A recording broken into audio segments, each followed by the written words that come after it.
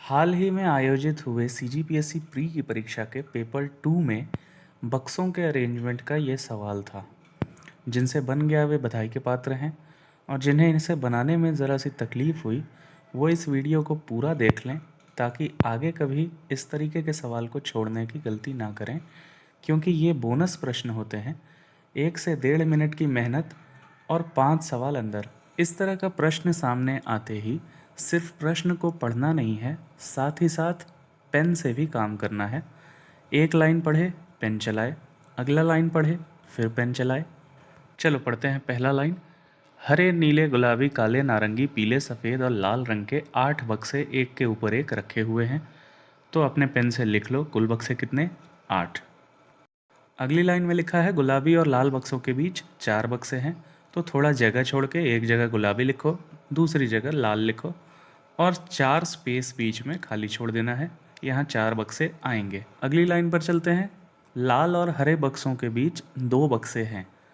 अब अगर हरा बक्सा लाल के नीचे आएगा और बीच में 2 बक्से हो जाएंगे तो ये तो कुल मिला के 9 बक्से हो गए।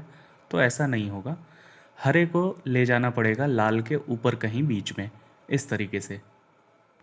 अगली लाइन में लिखा है कि 3 बक्से नारंगी और हरे बक्सों के बीच में रखे हुए हैं।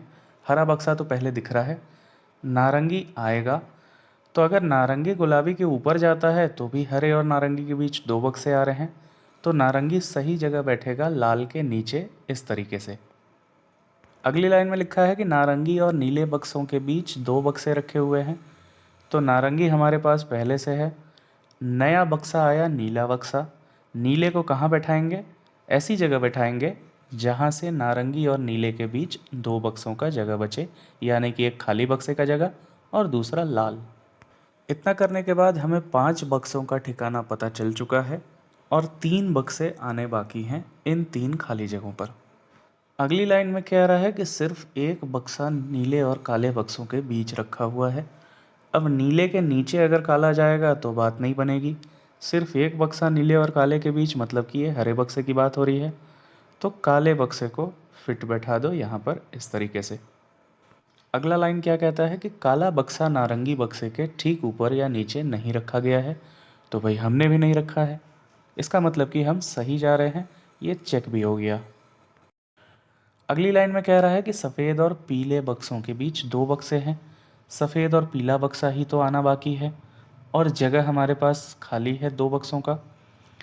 अगली लाइन में एक बात और कह रहा है कि सफ़ेद बक्सा लाल बक्से के ऊपर रखा हुआ है। तो ये सफ़ेद का जगह भी फिक्स हो गया, लेकिन वह सबसे ऊपर नहीं है, तो सबसे ऊपर हमारे पास जगह भी नहीं है। तो सफ़ेद और पीला इस तरीके से बिठा दो यहाँ पर। तो भाई अरेंजमेंट हमारा बन के रेडी है। चाहो तो एक एक बार और चेक कर सकते हो अगर समय बाकी है तो, और ना करो तो भी कोई दिक्कत नहीं है।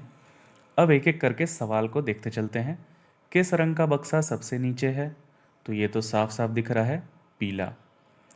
अगला सवाल, गुलाबी बक्से के परिप्रेक्ष्य में काले बक्से की स्थिति क्या है? तो क्या है? ठीक नीचे। अगला सवाल पूछा है कि पीले और नारंगी बक्सों के बीच कितने बक्से हैं? तो पीले और नारंगी के बीच एक भी नहीं दिख रहे हैं, यानी कि नन ऑफ दिस, इनमें से कोई नहीं। फिर अगला सवाल कि सबसे ऊपर किस रंग का बक्सा है? तो ये तो साफ साफ दिख रहा है, सबसे ऊपर किस रंग का बक्सा हुआ, ए गुलाबी। अगला सवाल कि निम्नलिखित में से किस रंग का बक्सा लाल बक्से के ठीक ऊपर है? तो ये भी दिख रहा है, ऑप्शन बी होगा, सफ़ेद। उम्मीद करता हूँ कि यह सवाल आपको अच्छी तरीके से समझ में आया होगा, और भविष्य में इस तरीके के सवाल आपसे छूटेंगे नहीं। कमेंट सेक्शन में अपनी प्रतिक्रिया ज़रूर दें, और आप हमें फॉलो कर सकते हैं इंस्टाग्राम पर भी।